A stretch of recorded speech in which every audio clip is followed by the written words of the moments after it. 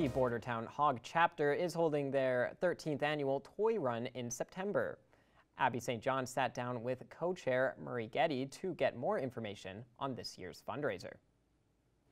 I'm very happy to be joined here today by Murray Getty. He's the co-chair for the Bordertown Toy Run. Thank you so much for joining me today. Thank you for having me. Of course. Now, this event is a spectacular way to give back to the community, and it's your 13th annual Bordertown Toy Run. So can we give just a brief history to start on this toy run and this amazing fundraiser? Brief history, I guess it started out as kind of a small thrown together event, but we've turned it in over the last few years, turned it into kind of a full day event. A lot of people hear of toy run and they think, okay, we're going to collect, you know, a bunch of stuffies and maybe a few dollars, but we really are a big fundraiser in the community, and we're very proud of that. Yes, and it seems that you guys have been building year after year. Now with this year, is there anything new that people can expect, or what is going to be throughout the day if people want to come out and participate? It's going to look very similar to previous years. My old saying is, if it's not broken, don't fix it. And we have a successful platform here. So, you know, our long-term title sponsor is Denham Chrysler. They've been on board with us for a number of years. So we're going to kick off the day with a pancake breakfast at Denham. The ride is going to leave from Denham. We try to not disclose our ride until the day of, but sometimes it sneaks out there. So, you know, go for a 2 to 3 hour ride with a lunch stop in the middle, and it'll be to one of our neighboring communities where we can support one of their, you know, local children's charities as well.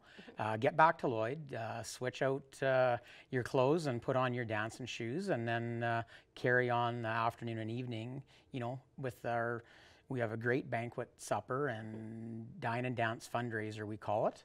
Live auction, silent auction items, and then finish the night off with a really good live band, and they'll play a great mix of country and rock. So should be a great day. Yes, it sounds absolutely fantastic and a great way to raise money, but also have fun too. And you're not only raising money either, you're also collecting toy donations as well. So what should people know about, what are you looking for in terms of toy donations? Gently used, prefer brand new? What should people know about the toy donation side of things? We would prefer new unwrapped toys, or our charities that we donate toys to like to see the new unwrapped ones. So yeah, that would be the preferred, but we will take almost anything. So yeah. Now for the actual day, it is, I believe, $40, so not too bad. So for that way, how do they need to pay at the door or up front, or is it they can prepay or pre-register for the actual day? How does that work? We are currently selling tickets, and it's one ticket, one price, whether you just want to come for supper and the dance, or you want to ride, do supper and dance, and that's $40. We have tickets available now, so people can reach out to me or reach out to us on our Bordertown Hog Facebook page to get tickets now. And it's open to everybody. Like, riders participate. It's open to any and all riders. I mean, the Bordertown Hog group is a group of Harley-Davidson riders, but this is open to any and all makes and types of motorcycle. If you're a legal rider with a driver's license, you can come and participate. And if you don't ride, you can participate. You can make a donation, you can just come for supper and the dance, and we had a lot of new faces come and join us last year for the dine and dance. We were really happy about that. So wonderful. So yeah, it's open, like you said, to everybody. So if some people may not know how to ride or have never ridden before, they can just come for and still participate in the dinner and the dance as well, which is amazing. Now this is taking place on September 14th. What times does it start and what time does it go to? And is there any other information that you can give for the event? September 14th, come down in the morning to Denham Chrysler starting at 9 for a pancake breakfast. Ride leaves from Denham at 11:30. Get back into town kind of at your own pace, and the doors open at WLS Center for our Dine and Dance fundraiser at 5 o'clock. And it goes till whenever. So a party that goes all night is yes. The best kind of party. Well, thank you so much for joining me, and I wish you the best of luck for this year's 13th annual Bordertown Toy Run. Thanks so much. Have a great day. The CPCA finals continue this weekend, and there is another chance to take in Open Farm Days. Heather Klages has more in this week's edition of What's Happening.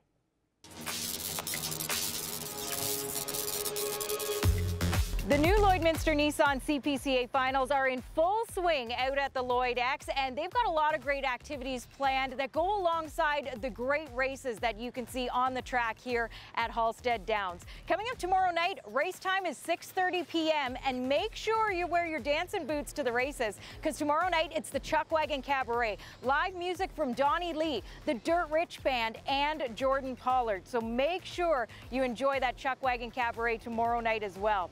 Coming up on Sunday, Championship Sunday, it starts with a pancake breakfast at 8 a.m. Race time on Sunday is 2 p.m. So make sure you're in the stands to see the next Canadian champion crowned. And then there's going to be the annual Corgi races as well. For all the details on the new Lloydminster Nissan CPCA finals, check out LloydEX.com. Coming up tomorrow, Chatsworth Farm, just outside Vermilion, they are once again taking part in Alberta Open Farm Day. You're invited to join them at Chatsworth Farm, where they've got a number of different activities planned. You'll be able to get a guided tour of the farm. There's going to be different machinery demos. They're also going to be having some cooking demonstrations this year, and I hear there's going to be a chance to sample some of the items that they cook up. Plus, there's going to be an opportunity to enjoy some live music, take a wagon ride, visit the seed planting station, shop local at the Artisan Farmers Market, and so much more. It's free to attend Open Farm Days at Chatsworth Farm coming up tomorrow. They just ask that you pre-register, and you can do that online at chatsworthfarm.ca. And coming up tomorrow, the Manitou Pioneer Museum, they're hosting their 3rd annual Farmer Olympics and Tractor Rodeo, and they've got lots of fun activities planned for the entire family. For all the information, head to their Facebook page. Well, whatever you choose to do this weekend, we hope you stay safe and stay healthy.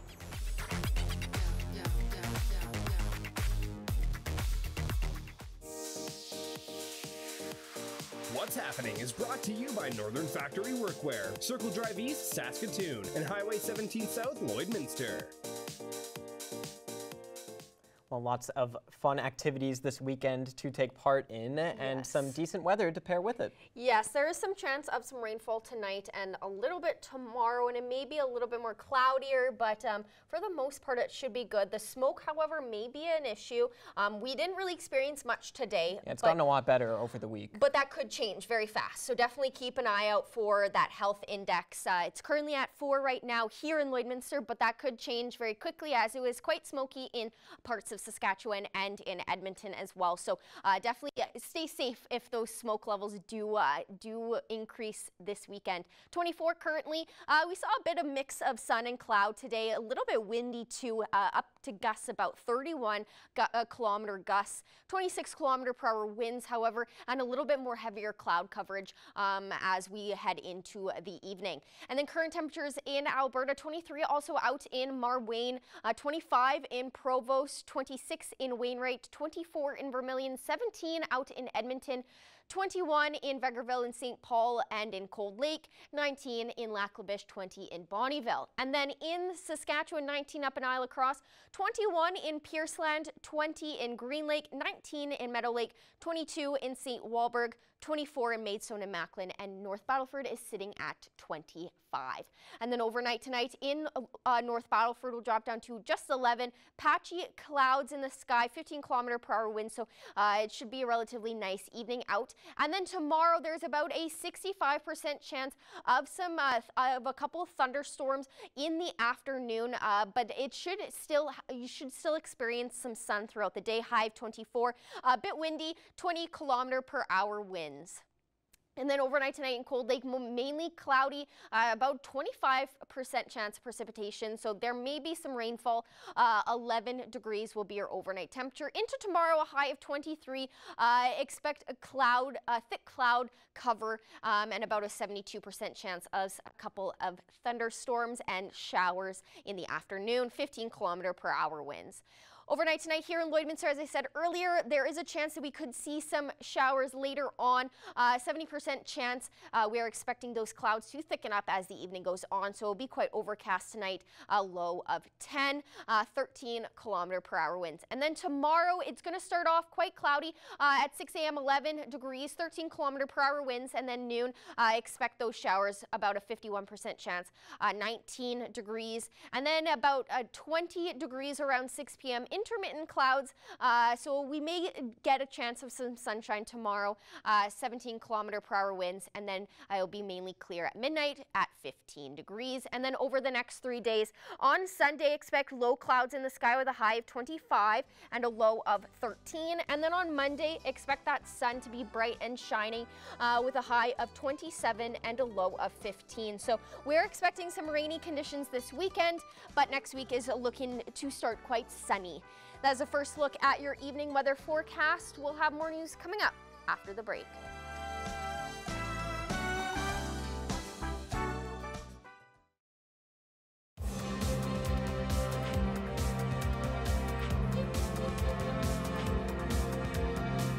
Day 2 of the CPCA finals took place in Lloydminster yesterday. Our Lane Hofford spoke with the night's winner to learn more about the race, as well as his horses and wagon. The second night of the CPCA finals was filled with lots of close races and fast-paced action. Red Pheasant Cree Nation rider Ryan Baptiste came out on top after the second night wrapped up. The race went pretty good. It wasn't a perfect race, but I mean, we done good enough that we come out with the fastest time. So I mean, I'm the biggest critic of myself, right? So you wanted to try and be perfect, but things went right, and you know, a couple guys had some penalties, and we had a pretty good time. So I'm not going to complain about it. Baptiste knows that his horses were a huge part of his win. His team features horses of all different ages, with the youngest ones pulling weight beyond their years. I got a lot of young ones, like the team that was the fastest tonight. You know, I got 2 horses on there that are first-year horses, and really, you know, just superb. You know, I can't say enough about him for a first-year, you know, horse to be doing what they're doing. I mean, it's just phenomenal. The first thing many spectators will notice about Baptiste's chuck wagon is the design featuring a variety of both family members and sacred Indigenous cultural symbols. The eagle is obviously really sacred in our culture. We have a war dog soldier here, you know, more or less protect and stuff like that, right? There's a lot behind it. And then our grandparents here, you know, that's what that is. And with the wolves, right? Fear no evil, you know, protect everybody kind of thing. So I mean, it means a lot. With his well-trained horses and beautifully decorated chuck wagon, Baptiste is hoping to win more than just day 2 of the CPCA finals. Let's have a couple really good days here in the days coming and try and win this sucker. The CPCA finals continue over the weekend and will conclude on Sunday. Lane Hoffert, Primetime Local News. The Sunderland Corn Maze near Paradise Valley is open for business. Our Stacey Comer has more. I'm excited to be joined today on Primetime Local News by Caleb Sunderland with the Sunderland Corn Maze that is open now for everybody to enjoy. Caleb, thanks for joining me. Yeah, thanks for having me. Well, people always look forward to going out to your maze every year, and it's been open for a little bit now. So if anybody has not been there and they'd like to check it out, can you tell me just a little bit about the maze itself? Yeah, so we just a pretty basic maze. Have it divided into 2 parts this year. The first half, you go in and there's a riddle to solve. You find different words and put the riddle together and solve it, and then that gets you a bonus entry into our grand prize draw this year, which is a 40-inch Philips TV.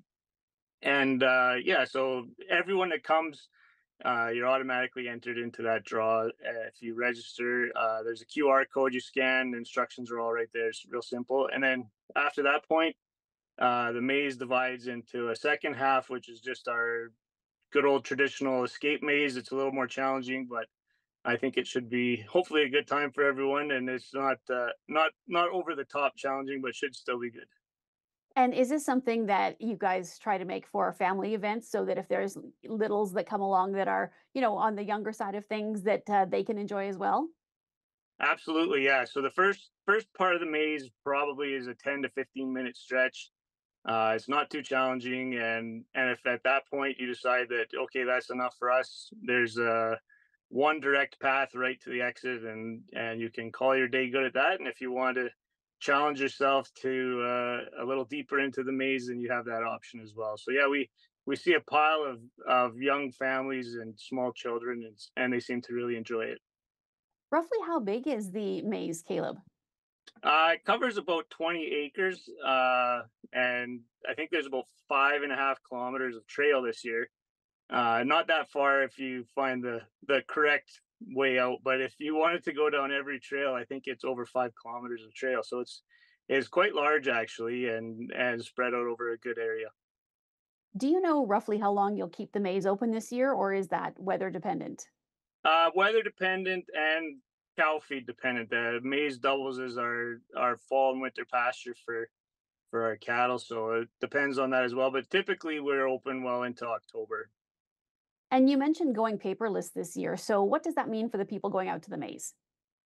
All it is just when you get here, your instructions and your gameplay, all that entries is all from that QR code. It will direct you right to uh, to the instructions and things like that. And of course, we're a free maze, so everyone who comes, it's totally free of charge. It's important to us to sort of view this as a gift to the community, and we've done that for a few years now. And it's just well, with the way the economy is, and there's not many activities anymore where people can take their kids and just enjoy something free, completely free without even any obligation to anything. So we're excited to see people use it, and it's worked well so far. So where is it located, Caleb, for people who are interested in coming out? And also, what hours are you open? We're located right along Highway 897, south of Kitscoty or north of Paradise Valley. If you need instructions or directions, we are on Google Maps under Sunderland Corn Maze, so that's the simplest way to find us. And follow along on our Facebook page. We have a Facebook page with any instructions, and we try to stay open sun up till sundown unless it's been rainy or too muddy, and then we'll post that we're closed for the day. But otherwise, it's sun up till sundown every day. All right, Caleb. Well, once again, this is just a great activity. And as you mentioned, it's free, so people can just head out to the maze and have a good time. So thank you so much for joining me today. And we'll keep in touch and see if into October you got some maybe a spooky Halloween maze, a chance for people to come out and enjoy the fall weather and check out the maze as well. Absolutely. Thank you, Stacy. Coming up after the break, Abby St. John will have our final look at weather.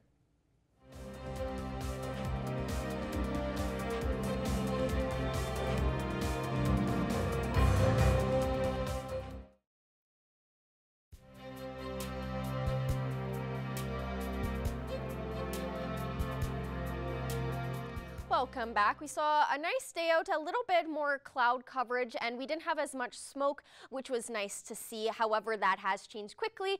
We are now under a air quality advisory, so it's not too bad. Health index is at 5 currently, but definitely keep an eye out in case that does increase and those smoky conditions do come into the border city. Currently 23 degrees here, 16 in Athabasca, Whitecourt, and Edson, 21 in Cold Lake, 17 out in Edmonton, 21 also out in Red Deer, 18 in Rocky Mount House, and Jasper sitting at 13. And in Saskatchewan, 19 in Meadow Lake, 25 in North Battleford, 26 in Saskatoon, 24 in Prince Albert, and 23 out in Mount Fort. And we head up north in Saskatchewan, 17 in Uranium City, La Loche, Buffalo Narrows, and in Wallison Lake, 15 in Stony Rapids, 23 in South End, and 25 in Flin Flon. And in Alberta, 19 out in Fort Mac and High Level, also out in Grand Prairie as well. 20 out in Fort Chipewyan, 21 in Peace River, and 18 in Slave Lake. Down south in Alberta, 23 out in Coronation, 13 in Banff, 17 in Calgary, 16 in Lethbridge, and 25 in Medicine Hat. And in Saskatchewan, a little bit warmer on the Saskatchewan side, 26 in Kindersley, Swift Current, and Estevan, 25 in Moose Jaw, Regina, and in Yorkton. Overnight tonight in North Battleford will drop down to 11 degrees, patchy clouds, 15-kilometer-per-hour wind, so it should be a relatively nice evening out. Overnight tonight in Cold Lake will be at 11 degrees, mainly cloudy. There's about a 25% chance of some precipitation. There's more of it is supposed to rain tomorrow in Cold Lake as well, 11-kilometer-per-hour winds. And then overnight tonight across the region, 10 degrees in Meadow Lake and in Paradise Hill, 12 in Bonnyville and Provost, and 14 out in Isla Crosse. A little bit more heavier cloud coverage in areas like Isla Crosse and in Paradise Hill. Bonnyville, you'll see those clouds start to clear, as well as out in Meadow Lake as the evening goes on. More overnight temperatures and a little bit chances of some rain. 11 degrees in Burnham, Pierceland, Wainwright, and in Calgary. 13 out in Unity. Heavy cloud coverage out in Burnham, and then in Wainwright there's a 60% chance of some showers around later on, and then in Calgary a 65% chance of a thunderstorm, a shower and thunderstorm early on in the evening. Overnight tonight here in Lloydminster, we have a chance of some rainfall, 70%, 13-kilometer-per-hour winds, and we'll be at 10 degrees, and then we could see some showers later on in the evening. And then over the next 7 days here in the border city, a high of 23 and a low of 13 for tomorrow, and we have a continuation of some rainfall in the afternoon. On Sunday, a high of 25 and a low of 13, and then it's supposed to be quite sunny on Monday to start your week off with a high of 27 and a low of 15. On Tuesday, we'll have a chance of some more thunderstorms in the afternoon with a high of 26 and a low of 13. And then on Wednesday and Thursday, a little bit more cloud coverage with a high of 21 and a low of 9. And then on Friday, a high of 26 and a low of 11. So a little bit of a mixed bag conditions-wise, but temperatures are staying around relatively the same, just a little bit more rainfall some areas, and then also the smoky conditions. Definitely protect yourself from those as well. Yeah, here's hoping that the chuck wagon races this weekend aren't rained out or smoked out like that. Exactly. That is all the time we have today for Primetime Local News. Thanks so much for watching, and have a great night.